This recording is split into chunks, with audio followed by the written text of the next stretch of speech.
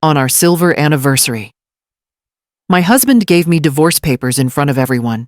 He said he wanted someone younger, and I just stood there smiling. They thought I was broken. But that night, I uncovered every lie, every secret plan, and turned their perfect show into their public execution. The glass of the high-rise gleamed like frozen sunlight over Chicago's magnificent mile. Wind from Lake Michigan pressed against the windows, humming through the seams. Erin Blake, 50 controller at a downtown firm, adjusted the silver watch her husband had given her 25 years ago. It used to mean forever. This morning, it only ticked like a countdown. Mark was already gone, his tie missing, from the rack coffee cup, spotless in the sink. He left the scent of a new cologne, not his usual cedar and tobacco, but something sharp, oceanic, foreign. Erin paused beside the coat hooks, breathing it in. Her chest tightened. Outside, the city throbbed awake, buses hissing, heels clattering, an orchestra of hurry. She moved through it like a ghost, her reflection doubling in every mirrored window. Married, 25 years, childless but steady, she'd built their life on balance sheets and quiet patience. Lately, balance felt like a trick number. At the office, her phone pinged with an anniversary reminder she'd forgotten to delete silver togetherness. The words burned. She shut the screen, stared out at the skyline, its steel and glass piercing the low clouds. In Chicago, October light can be cruel too, honest too bright. Erin whispered to herself, almost smiling. Forever looks different in daylight. Somewhere across the city, Mark was already rehearsing a speech she didn't know existed. And the scent on his collar wasn't done talking yet. The digital clock glowed 3:07 a.m. in blue. The condo was silent, except for the soft hum of the heating vent and the faraway sigh of wind against the glass. Erin blinked awake. A whisper was leaking through the half-closed bedroom door. Mark's voice low-hurried, slicing the dark. "No, Mom. She doesn't suspect a thing." Her pulse stumbled. She shifted an inch, the mattress creaking just enough to warn her. Mark's tone dropped even lower, urgent now. "We'll make it clean. After the toast. Everyone will see. Just don't worry. Okay?" Gloria's voice, faint but sharp, replied through the speaker. "Good. Don't lose your nerve, darling. You deserve better." Erin's fingers curled under the blanket. Better. The word sank like a nail. She stayed still, eyes half open, watching the shadow of his figure in the hall. The glow from his phone painted a pale rectangle across the wall, pulsing each time Gloria spoke. Then silence. Footsteps, slow, careful, approached. Erin shut her eyes. The bed dipped as Mark lay down, body stiff beside her, breathing shallow. His skin smelled faintly of that new cologne, salt and deceit. Outside, the lake wind moaned through the cracks of the window frame, carrying a promise of snow. Erin counted the beats of his breath until dawn, her mind tracing every word she'd just heard. After the toast. Whatever was coming, it would happen in front of everyone. Morning came with the flat gray light that only Chicago winters could invent. Steam rose from the kettle, curling through a silence too polite to be normal. Mark stood at the counter, smiling too easily. "Morning, sweetheart," he said, pouring her coffee like it was the first day of their honeymoon. He smelled of aftershave, fresh suit, intentional charm. "How about we pick a restaurant for our anniversary?" he asked. "I want everything to be perfect this year." Perfect. The word slid across the table like a lie wrapped in silk. Erin watched him over the rim of her cup. In 25 years, Mark had never planned a celebration, never cared which wine went with dinner. Yet now his eyes sparkled like a man performing for an unseen audience. "That's thoughtful," she said carefully. He kissed her cheek and left in a rush, humming. The door shut. The condo fell back into silence, its kind of silence that listens. On the table, his phone buzzed. She froze. The screen lit up bright against the dim morning. Call S, 11 or 0 a.m. Just 3 words and a letter. But her heartbeat doubled. S. Who was S? Her mind whispered names she didn't want to know. She stepped closer, the reflection of her face shimmering on the black screen. Then she exhaled, set the phone down exactly as it was. Outside, the clouds over Lake Michigan were the color of unspoken things. Erin's lips barely moved. Perfect. She murmured again, this time without smiling. The doorbell rang just as the clock struck 4. Erin wiped her hands on a towel and opened the door to find Gloria Price, wrapped in pearls and perfume, standing in the hallway like she owned the building. Naomi. Dear, oh, Erin. Gloria corrected herself with that brittle smile that never reached her eyes. I was just in the neighborhood. Erin stepped aside. Of course you were. Gloria's heels clicked through the condo eyes, scanning the art, the furniture, the view, a quiet audit disguised as affection. Still such a lovely place, she said. You've kept it well. You know, Darren, Mark has always been lucky to have you. Erin poured tea. Sugar one, dear. I have to watch my figure. Gloria's gaze landed on the wall safe hidden behind a framed print. Tell me, where do you keep your important papers these days? Property titles, that sort of thing? Erin's smile didn't move. Why do you ask? Oh, just curiosity. With no children, you two really should think about a will. My nephews could help manage things if, God forbid, something happened. Family should stay within family, don't you think? Her tone dripped with honey. Her eyes measured the square footage. Erin placed her cup down carefully. I'll keep that in mind, Gloria. Oh, do. Gloria stood smoothing her skirt.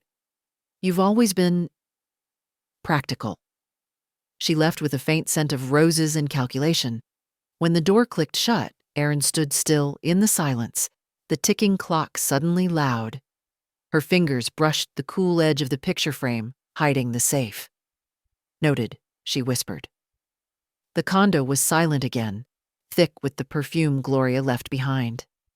Erin stood by the window until the streetlights blinked on one by one gold drops across the glass. Then she turned, walked straight to Mark's study, and opened his laptop. It hummed awake, asking for a password. She tried the one he always used the date they met. Wrong. She tried his birthday. Nothing. Finally, their wedding date reversed. The screen unlocked. Cold blue light washed over her face. She scrolled through his browser history, heartbeat drumming in her ears. How to keep the condo in a divorce. Spousal rights in Illinois. Legal ways to transfer assets before separation. The words stacked up like blows. She clicked open one article, its headline, When Shared Property Can Become Private Again. Erin's lips parted, but no sound came. Every paragraph read like a confession Mark hadn't said out loud. Her hand trembled only once, then steadied. She pressed print screen, saving every page, every timestamp. In the reflection of the monitor, she saw her own eyes, sharp and unfamiliar. So this was what perfect meant. She closed the laptop carefully, wiped her fingerprints off the lid, and turned off the desk lamp. The room fell back into darkness, the hum of the computer fading to a soft, mechanical sigh. From the window, the city glittered below, indifferent, magnificent, and cold. The phone rang just as dusk bled across the skyline. Erin almost didn't answer. The air felt heavy, the condo too still. She pressed the speaker button. Erin, it's me, Tanya. Her oldest friend voice urgent, breathless. Listen, Tanya said, I just left the Galleria. You're not going to like this. Erin straightened slowly. Say it. I saw Mark. At DeVries Jewelers' corner of Michigan and Ohio. He wasn't alone. Erin's heart didn't break, it froze. Who? Some woman. Blonde, maybe 30, wearing an expensive camel coat. They were holding hands. She was showing him rings, diamond rings. He was laughing. Tanya paused. I took a picture, but... Aaron, are you sitting down? Aaron looked at the leather chair near the window, but didn't move. No need. She kissed him before they left. I'm so sorry. For a few seconds, the only sound was the hum of traffic below, muffled by glass. Aaron reached for the wine bottle, poured half a glass, didn't drink. Thank you for telling me, she said quietly. Don't worry about the picture. I already have proof. Proof. You knew. Tanya's voice softened. I do. Now, Aaron replied, and I'm not going to confront him. Not yet. She ended the call, placed the phone face down, and leaned her forehead against the cool glass of the window. Outside, Michigan Avenue glittered with life lovers in Coates taxis, splashing through slush storefronts, glowing like tiny stages where everyone played a part. Somewhere out there, Mark and his new actress were writing their own scene. Aaron whispered to her reflection, every actor meets an audience. She turned, opened her laptop again, not to cry over search results, but to start a file case, M. Price. Inside, she pasted screenshots, timestamps, Tanya's call notes. Her fingers moved with surgical calm. Then she searched top family attorneys in Chicago. The first name that appeared was familiar Tanya Ruiz, her college roommate turned lawyer. The irony almost made her laugh. Aaron's voice was steady as she left a voicemail. Tanya, it's Aaron. I'd like to schedule a consultation. Tomorrow, if possible. Strictly confidential. When she hung up, the condo felt larger, emptier, but no longer cold. It was a war room now. She poured the rest of the wine down the sink, rinsed the glass, and whispered into the quiet, happy anniversary. Mark. The law office was a glass cube above Wacker Drive, the river below, like a slow vein of silver under the fading sun. Aaron stepped inside, heels silent, on marble, clutching a folder she hadn't dared to open yet. Aaron Blake called a familiar voice. Tanya Ruiz emerged from her office, elegant late 40s, hair swept up, eyes that read, people faster than contracts. They hugged briefly, but with the gravity of years. 15 years since grad school, Tanya said, ushering her in. And you choose to visit me like this. Aaron managed a small smile. You always did love puzzles. They sat across a dark walnut desk. Tanya poured coffee. Start from the beginning. Aaron did. The late-night whispers. Gloria's inspection. The search history. The phone reminder. The woman at the jewelry store. By the time she finished, Tanya's pen had stopped moving.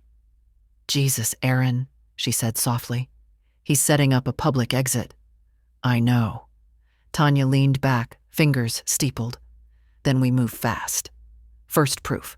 Screenshot every message record conversations if possible, but do not confront him. Second, money. Move part of your shared funds into a new account under only your name. Quietly. Aaron nodded. Already started. Good girl. Third, the condo. When did you buy it? 2005.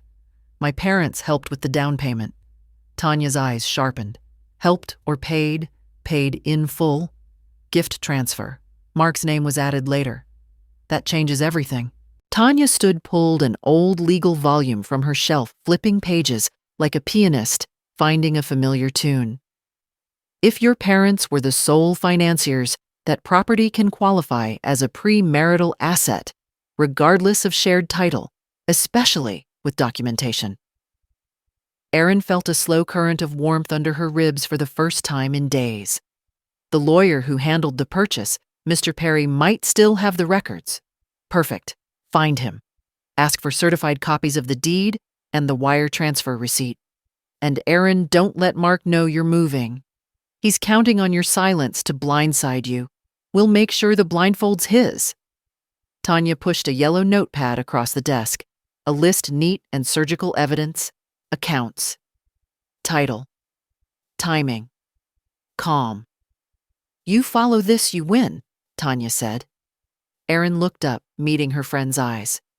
What about emotions? Those are luxury items. Store them until after the verdict.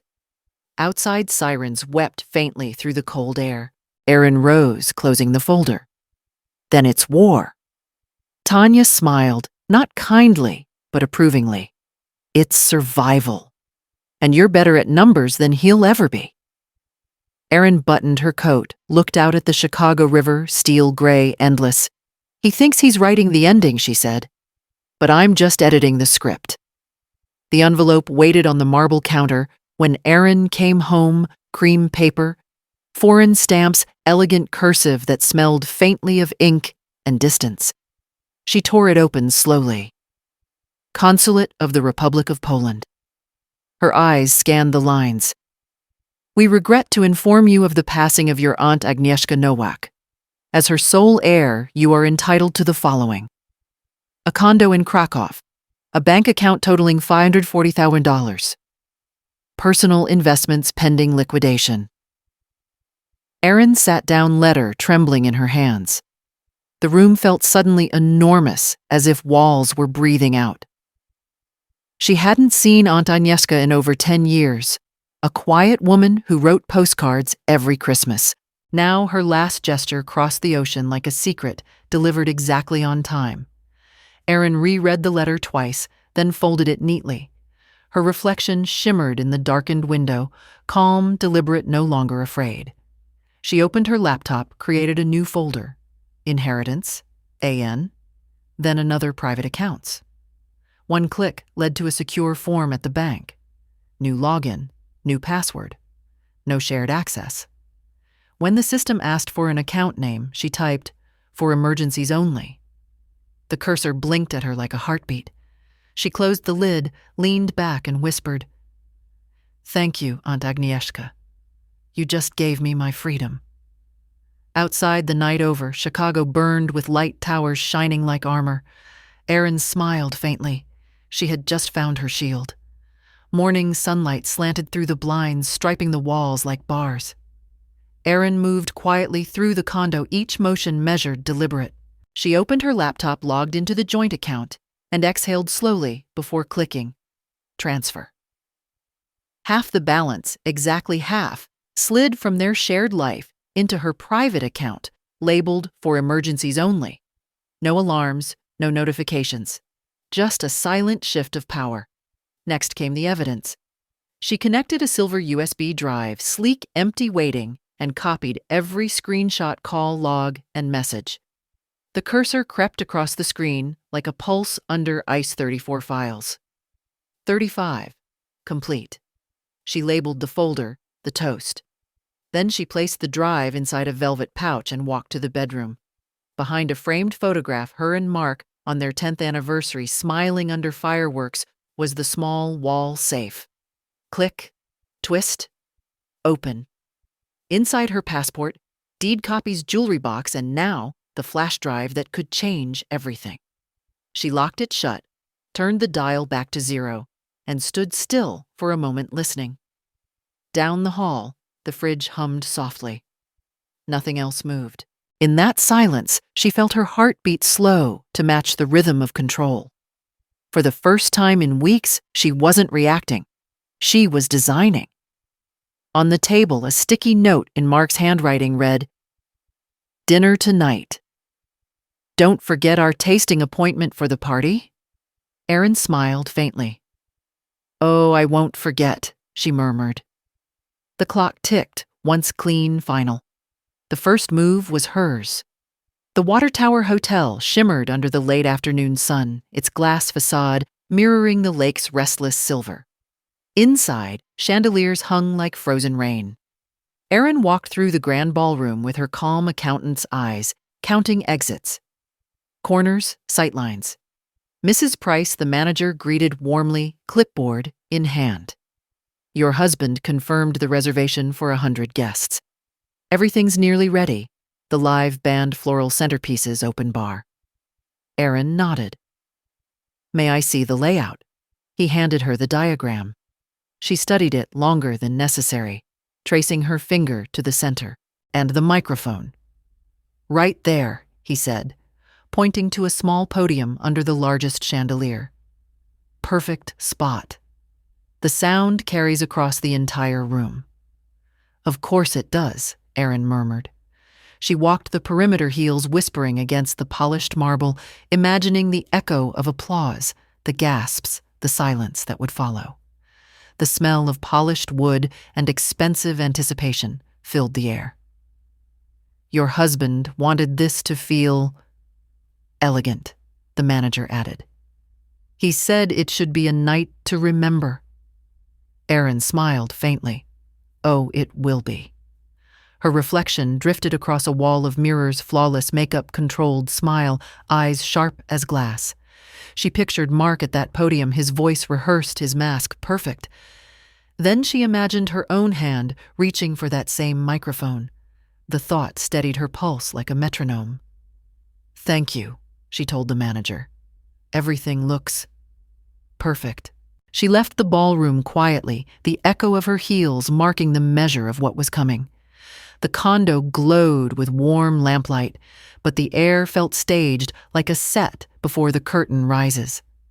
From the hallway, Erin watched Mark in the bedroom mirror, adjusting his tie knot again and again. He cleared his throat, practicing in front of his own reflection. "Dear friends," he began, voice smooth. "25 years ago, I made a choice, one that taught me valuable lessons about love, honesty, and the courage to start anew." He smiled at himself, rehearsing sincerity like a sales pitch. The phone rang on the dresser. "Mom," he said, answering with that softer tone reserved only for Gloria. Erin listened from the kitchen, her heart a steady drum. "Yes, everything's ready," Mark whispered. "Don't worry. It'll go exactly as planned. I'll say my piece. She'll sign the papers afterward. It's time." Gloria's muffled voice floated through the receiver. "Honey, sweet and poisonous, be brave, darling. She'll hold herself together in public. Do it clean." Erin's hand tightened around the clutch on her lap, the small white one she'd already packed with a velvet pouch and 2 documents, the deed copy and the USB marked "The Toast." In the mirror, Mark smiled at his own reflection again, completely unaware that he was the one being rehearsed for. When he finally hung up, he noticed her standing by the kitchen archway. "You okay?"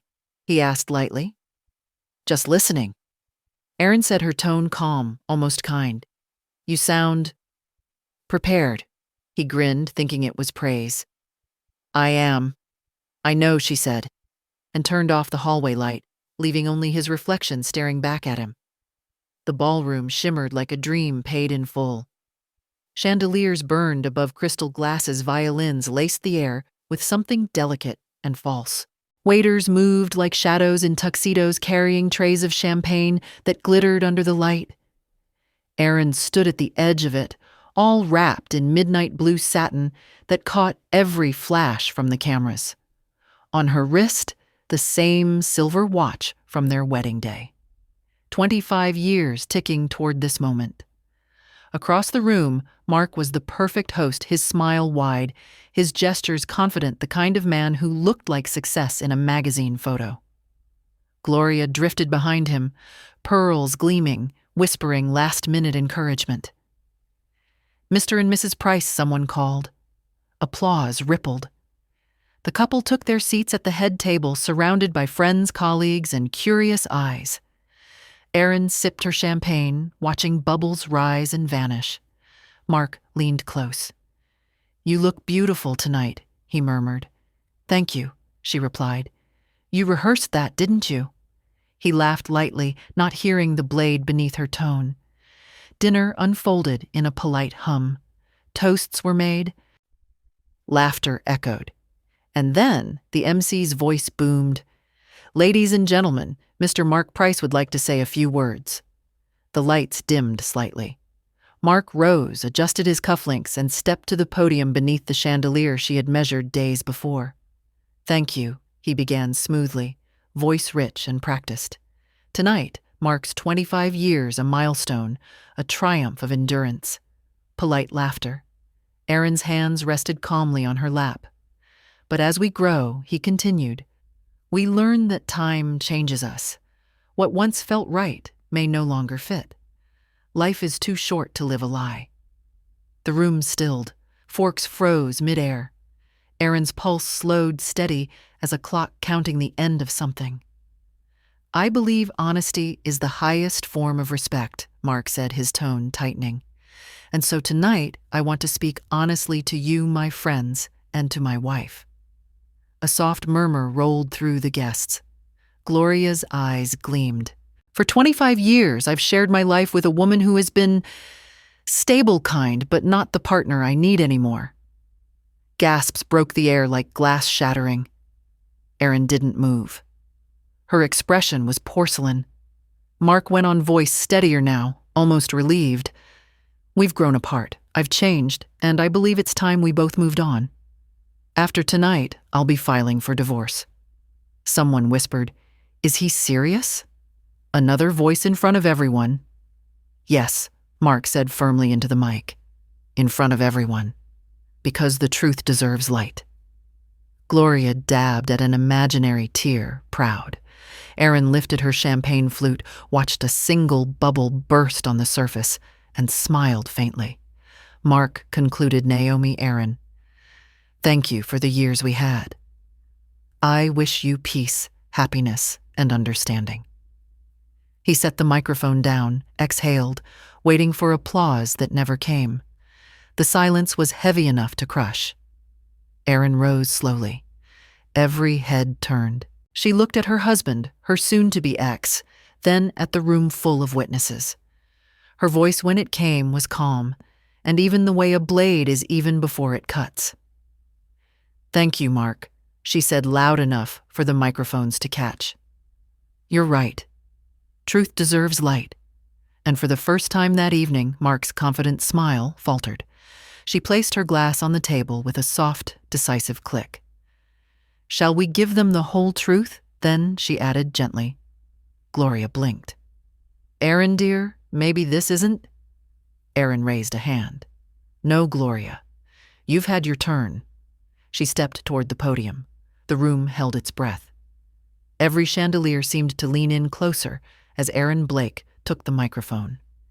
Aaron stood under the chandelier's cold rain of light, holding the microphone with the same steadiness she used to balance a company's books.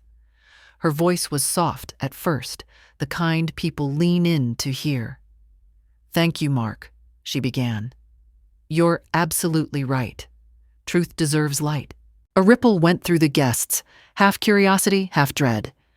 For weeks now, she continued, eyes sweeping the room. "I've been wondering what's been happening behind the closed doors of our so-called marriage.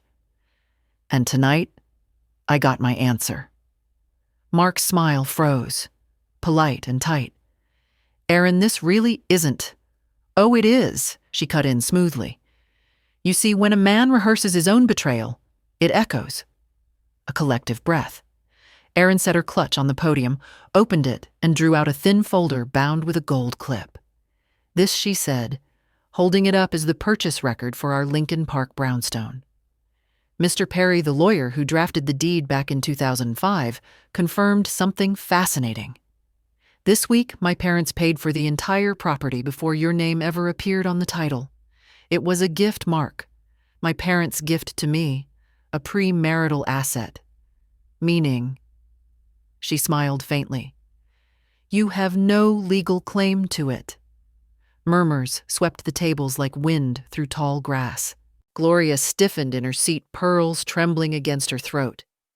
"That's absurd." "Please, Gloria," Aaron said softly. "You wanted truth, remember? You asked where I keep my papers." She met the older woman's eyes, calm as ice. "Now you know." Mark's jaw clenched. "Aaron, we can discuss this privately." "Oh, I'm afraid we can't." Aaron opened the folder again and pulled out another document. "Because you didn't just plan a divorce. You planned fraud. You and your charming mother hired a lawyer named Hayes to make sure I'd sign away my rights to the property." A murmur of outrage rippled. Someone in the back gasped, "Is that the same Hayes from Price and Associates?" "Yes," Aaron said, her voice slicing the air. "And Mr. Hayes is here tonight, isn't he?" Heads turned toward a corner table where a man in a dark suit, sat frozen, face pale as linen. "Don't get up," Aaron said, smiling thinly. "You'll have your turn in court." Mark took a step forward, whispering harshly. "Stop this, Aaron. I'm not finished," she said, not even glancing his way. She reached into the clutch again and pulled out a folded letter cream paper stamped with a red seal. "This came to me 2 weeks ago from Krakow, Poland. My aunt, Agnieszka Nowak, passed away. She left me a condo in the old city and over €500,000, plus investments in Miami Beach worth another $1 million. So when you told your mistress that the condo would be ours by New Year," her voice hardened, "you were right about one thing: someone will have a new home. Just not you." The crowd erupted, half disbelief, half electric satisfaction. Gloria whispered something to Mark, but the room had already turned against them. Guests looked from Aaron to Mark, eyes wide. Aaron continued, unwavering. "For 3 weeks, you've been using our joint savings to fund your fantasy. The flowers, the rings, even this party. $45,000 from our shared account for your performance." She looked around the glittering hall. "I suppose we should all applaud the actor." A journalist friend from their firm muttered, "This is insane, but brilliant." Mark's face had drained of color. "Aaron, please. Don't do this here." "This is exactly where I'll do it," she replied. "You wanted an audience. I'm just giving them the real show." She turned to the guest's voice, lowering. "For anyone wondering who the young blonde at table 9 is, this is Sloane. She's been helping my husband find himself." Every head pivoted. Sloane froze mid-sip, her wine glass trembling. "She's 30, works in PR, and apparently prefers married men with property. I don't judge. Everyone has their hustle." Sloane's lips parted. "You don't understand." "Oh, I understand perfectly," Aaron said, still smiling. "Mark promised you a condo. Perhaps he'll let you keep his watch instead." Laughter broke the tension, sharp and cruel. Aaron gathered her papers, her voice softening, but carrying to every corner. This marriage was built on trust. He spent it. "I'm simply closing the account." The room erupted, guests, whispering, phones raised, some clapping in disbelief. Aaron looked back at Mark one last time. "You said, I'm not the partner you need. You're right. You need someone who won't notice the math. Unfortunately for you." She leaned closer, her words a scalpel. "I always balance the numbers."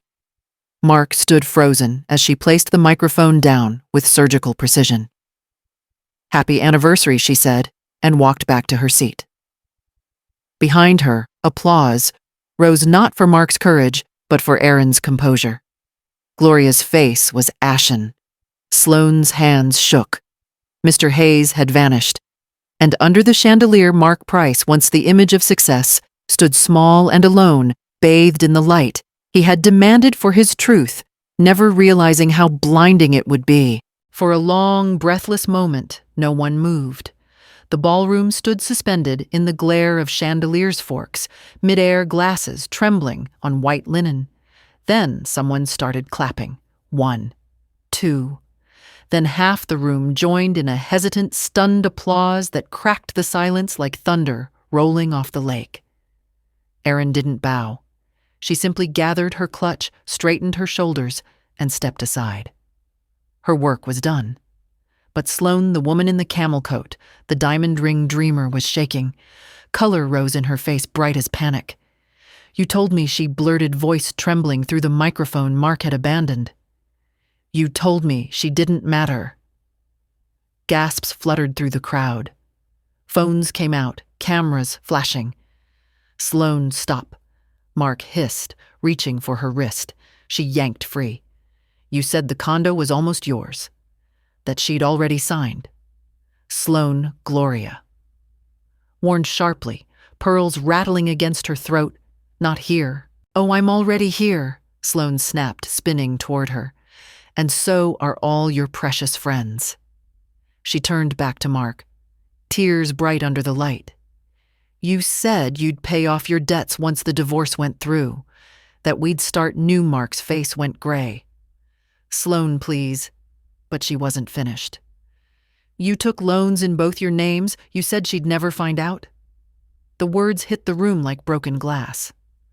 Murmurs rippled outward. Loans, someone whispered. He borrowed money.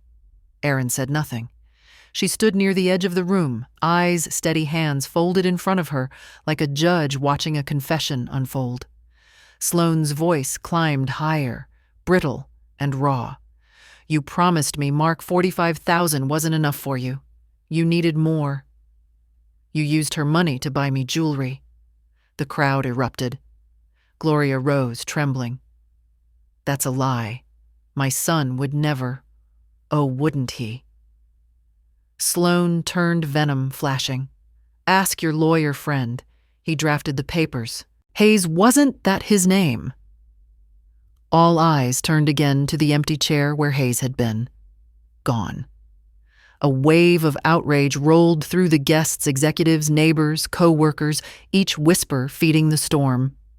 Someone shouted, "Is this a setup?" Another, "She's got receipts." Mark tried to speak, but his voice cracked. Everyone, please, this is a misunderstanding. A middle-aged man from Mark's firm slammed his napkin on the table. You humiliated your wife in public, and now this god price, I thought you were better. Gloria's control finally snapped.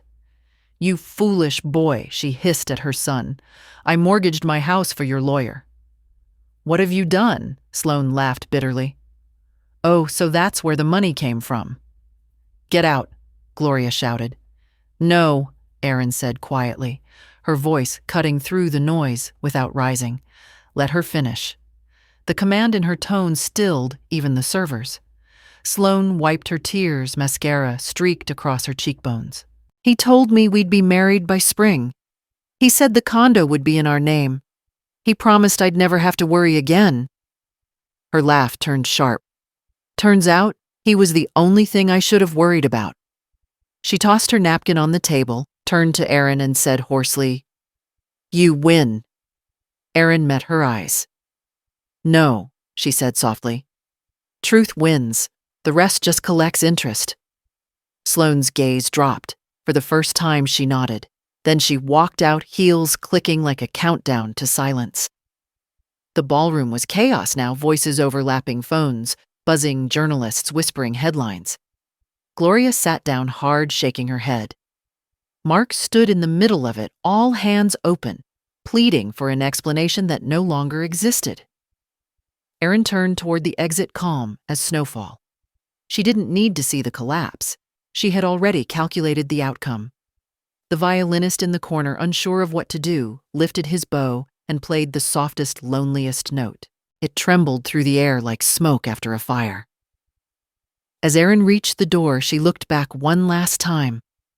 Under the chandeliers, the perfect life her husband built was unraveling thread by golden thread. Gloria wept. Mark stared at the floor. The guests watched him like spectators at a slow-motion crash. And Erin Blake, once the silent half of a marriage, walked out into the Chicago night, where the cold wind no longer bid it cleansed.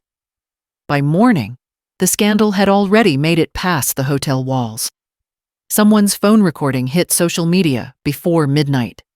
50 seconds of Mark's speech, Erin's reveal, and Sloane's meltdown. The caption read, $1 billion divorce live at the water tower. It spread like wildfire. At 8:00 a.m., Erin's phone buzzed with messages from co-workers, most beginning with, "Are you okay?" and ending with, "You were incredible."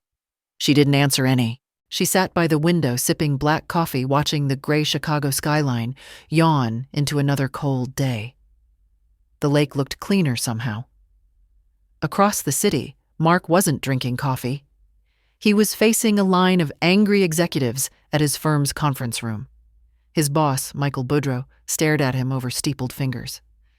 You humiliated your wife in front of half our client base, Boudreau said flatly. Do you realize that video's at 2 million views? Mark swallowed. It was a personal matter. Not anymore. You turned it into a press event. Budrow pushed a printed screenshot across the table. Yunner's silver anniversary scandal trending #3 in the US. I'll fix it. You won't. You're suspended, effective immediately. Mark looked around the table, colleagues avoiding his gaze, some shaking their heads, others just pitying him. Gentlemen, please, I can explain. No, Mark. Budrow said. You explained everything last night. At the same hour, Gloria sat in her ornate living room, hair undone, robe slipping from her shoulders. The TV replayed the footage again and again, her pearls gleaming in 4K as Aaron calmly dismantled her son's life. Gloria whispered to the empty room, You fool, you absolute fool. Her mortgage documents lay scattered on the coffee table, reminders of the house she'd soon lose. The phone rang. She didn't answer. Aaron's phone buzzed again. Tanya Ruiz calling. Tell me you're smiling, Tanya said.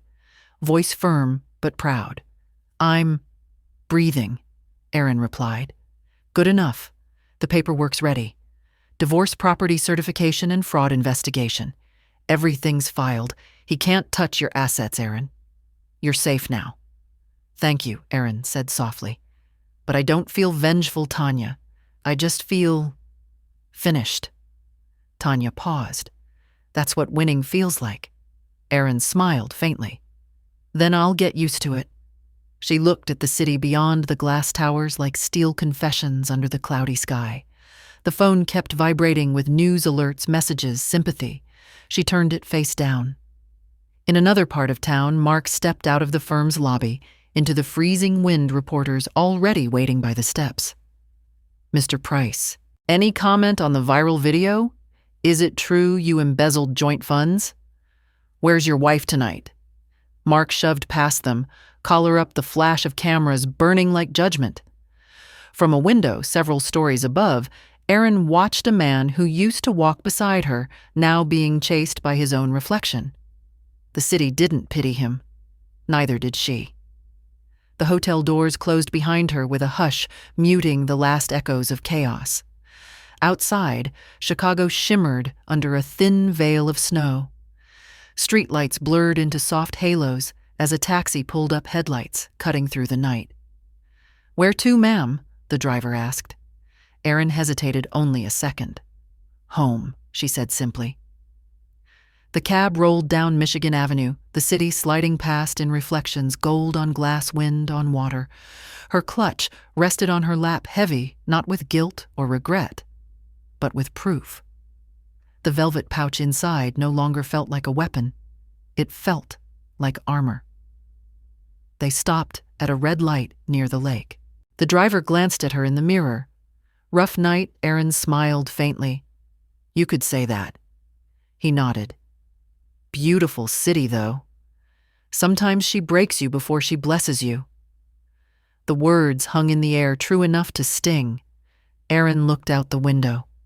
The frozen lake caught the light like a mirror, too honest to flatter. Yeah, she whispered, but she always gives you back the truth. The car turned onto her street tires, hissing over wet asphalt. When it stopped, she didn't move for a moment. She just breathed. 25 years of pretending had ended in one night, and for the first time, she wasn't anyone's wife, anyone's possession. She was herself, cold, alive, and free. Keep the change, she said softly, stepping out into the clean, bright air. 3 months later, winter loosened its grip on Chicago, but the courthouse still smelled like cold marble and old paper. Aaron walked through the echoing hallways with Tanya Ruiz beside her file folders, tucked neatly under one arm. Her heels clicked with the rhythm of finality. No photographers this time, no chandeliers, just the hum of fluorescent lights and the faint buzz of a vending machine down the corridor. Inside, courtroom 6B, Mark was already there. He sat at the petitioner's table in a cheap navy suit that didn't quite fit his once polished shoes, dulled his tie, slightly crooked. There were new lines around his eyes, silver in his hair, that hadn't been there 3 months ago. He looked up when she entered, tried to offer a polite smile. Aaron didn't return it. Case number 240317, the clerk announced. Price versus Price. The judge, an older woman with wireframe glasses and a calm, unsentimental voice, adjusted her notes. Let's proceed. Mark's new attorney, a nervous public defender half his age, stood to speak. Your Honor, my client wishes to resolve this amicably. The judge raised a hand. I've reviewed the documents. Let's address property first. Tanya slid the certified deeds across the table. The Lincoln Park property was purchased in 2005, with funds provided entirely by the respondent's parents as a gift. Documentation proves it was her separate premarital asset. The judge nodded, reading the highlighted lines. Agreed. The property belongs solely to Mrs. Price. It is exempt from marital division. Mark's attorney cleared his throat. But Your Honor. No buts, Counselor, the judge said firmly. The law is clear. Mark's shoulders sagged. The judge continued. The secondary cabin property in Wisconsin and the Lexus vehicle will be split evenly. As for outstanding debts, she flipped a page. Records show Mr. Price incurred multiple personal loans during the marriage, $20,000 from Chase Bank, $15,000 from Wells Fargo, and $8,000 from Quick Credit, totaling $43,000. Mark closed his eyes. Your Honor, his lawyer said quickly. Those were household expenses, denied, the judge said. Evidence, including witness testimony and transaction logs, confirms these funds were used for personal purchases unrelated to family welfare. Responsibility for repayment lies with the petitioner alone. The gavel's soft knock sounded like closure. Tanya leaned toward Aaron, whispering, That's everything we asked for. The judge signed the decree. The marriage between Mark Price and Aaron Price is hereby dissolved. The respondent retains the primary residence and all inherited assets. No alimony is awarded. Court adjourned. The gavel struck again, once final. Mark looked across the room at her. His lips parted, but no words came. Aaron stood, gathering her papers, calm and silent. Outside the courtroom, Tanya exhaled. Textbook victory, she said. You okay? Aaron smiled faintly. I think so. It's strange. I thought I'd feel triumphant, but I just feel clean. Freedom usually is. Tanya clasped her arm. You earned it. They walked toward the elevator. Behind them, Mark emerged from the courtroom, holding a thin manila folder, the remains of his life as he knew it. Aaron, he called softly. She turned. For a moment, they were just two people in a hallway that smelled of dust and endings. I'm sorry, he said, voice cracking, for everything. I was stupid, greedy. You didn't deserve that. Aaron looked at him, searching for something, regret, sincerity, maybe the man she once loved. All she saw was someone drowning in his own choices. I know, she said quietly, but we both built this. You with lies, me with silence. He blinked, unsure if that was forgiveness or judgment. Could we ever? No, she said gently. We couldn't. The elevator dinged. She stepped in. Take care, Mark. The doors slid shut between them. Outside, the afternoon sun reflected off the courthouse steps, the wind sharp but alive. Aaron paused at the top, breathing deep. The city below was loud, unbothered, moving on as she would. She slipped on her sunglasses, adjusted her coat, and walked down the steps into the light. Behind her, through the courthouse glass, Mark stood, watching her go, hands in his pockets. The man who had once planned her public humiliation, now reduced to a silent witness to her freedom. In that instant, Aaron didn't feel like she'd won. She felt like she'd been released from him, from the weight of pretending, from the math of a love that no longer added up. And as the wind lifted her hair, she whispered the only verdict that mattered. Case closed. By spring, the story had circled the internet more times than anyone could count. The Water Tower wife, they called her. Clips of the anniversary speech still trended, Mark's face pale and sweating, Aaron's calm voice cutting through the noise like justice in heels. At first, Mark tried to stay quiet. Then came the company's decision termination effective immediately. His reputation sank faster than the stock he once managed. Old clients stopped calling. The condo was long gone, and with it, the life he'd built on illusion. Gloria, once the queen of social luncheons, stopped showing her face. Her mansion was sold to cover the lawyer's debt. In her new, smaller apartment, she kept the TV off. Every headline sounded like Aaron's voice. Meanwhile, Aaron packed her last box in Chicago. The city outside her window, gray steel and frozen water, looked smaller, now almost gentle. The flight to Miami landed under a sky so bright it felt painted. Her new condo overlooked the ocean-white walls and endless blue. When she opened the balcony doors, the wind smelled of salt and sunlight instead of regret. She poured herself coffee, sat barefoot on the cool tiles, and watched the horizon flare gold. The past no longer chased her. It simply drifted out to sea. Her phone buzzed with a text from Tanya. Final settlement confirmed. "You're officially free." Aaron smiled. "I was free the moment I stopped explaining." The tide whispered against the shore, patient, forgiving. She closed her eyes and let it carry the last echo of her old life away. The office smelled of paper and sea salt. Sunlight poured through wide glass windows, glinting off rows of freshly printed books stacked neatly on pinewood shelves. The sign on the door read, "Aurelia Press Translations and European Literature." Aaron stood in the doorway, coffee in hand, watching her small team bustle with purpose. "Mrs. Blake," said Lena, her young editor, "the French edition proofs just came in. You should see them. They're perfect." Aaron smiled. "Then frame the first copy." It's our beginning. It had been 6 months since she'd signed the final papers. Miami's light had softened her edges without dulling her clarity. She wore linen instead of suits, sandals instead of heels, and peace instead of apology. To the younger women who worked for her, she was a story they whispered about, a woman who walked out of betrayal and built something beautiful with her own hands. When interns asked how she'd done it, Aaron always said the same thing. "By counting myself as an asset, not a liability."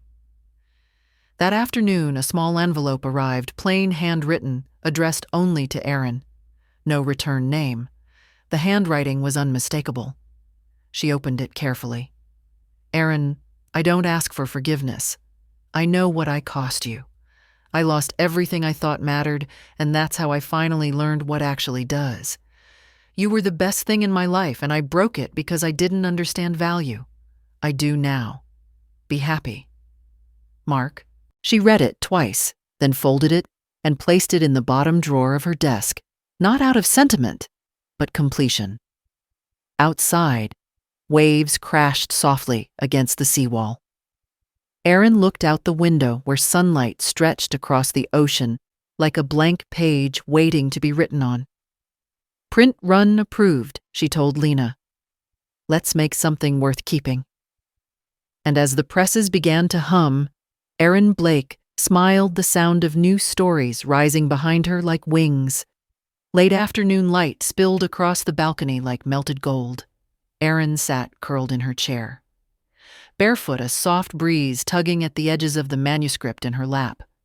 Below, the Atlantic shimmered, endless, forgiving, alive. The book she was reading was a translated memoir titled "What We Keep."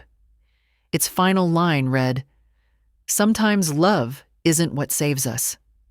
Truth does." Aaron smiled, closing the cover gently.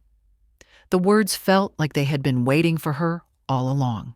She turned to the first blank page and began to write a preface in her careful, elegant hand. "This book found me at a time when I thought everything I had built was gone. It reminded me that endings are not punishment, they are passage. That silence can protect you until you're ready to speak, and that the truth always wins even if it takes time." She paused, watching the ink dry in the golden light. Then she added one last line. "To anyone rebuilding from the ashes, The math of love begins with yourself. A quiet peace settled over her. The waves murmured below, steady as breath. Somewhere behind her, the presses at Aurelia hummed her stories, her voice, her future. Erin set down her pen, leaned back, and closed her eyes. For the first time in 25 years, she didn't need to wait for anyone's approval to feel whole. The tide had turned, and it sounded like freedom. Morning arrived, pale and soft, the sky a watercolor of silver and pink. Erin walked along the shoreline barefoot, her white linen dress brushing against the tide. In her hand, she carried the first printed copy of What We Keep the book her small publishing house had just released. A few steps ahead, a young woman sat on the sand knees drawn to her chest, reading that same book. Her hair whipped in the wind, her eyes tracing each line as though it were oxygen. Erin slowed, watching quietly. The girl turned a page, then another, and smiled that private kind of smile people make when words mend something invisible inside them. The sight touched Erin more deeply than applause ever could. She didn't speak, didn't interrupt. She simply placed her copy on a driftwood log nearby, letting the wind lift its cover open. As she passed, the girl looked up briefly, meeting Erin's gaze without recognition, only gratitude. "It's beautiful," she said softly, holding up the book. Erin smiled, her voice barely louder than the surf. "Then it's doing its job." She kept walking, the sun rising behind her, her footprints fading with each wave. Some stories end with revenge, others with redemption. Hers ended with release, a quiet passing of light from one soul to another. Behind her, the girl read the final line aloud, her voice carried on the wind. The truth always wins, even if it takes time. Erin didn't turn back. She didn't need to. The ocean already knew. How did this story touch you? Tell us in the comments and rate it from 1 to 10. If it moved your heart, please like, share, and subscribe. Tap the so you won't miss our next emotional story. And before you go, click on the end screen to discover more powerful, heartwarming tales waiting just for you. See you in the next story.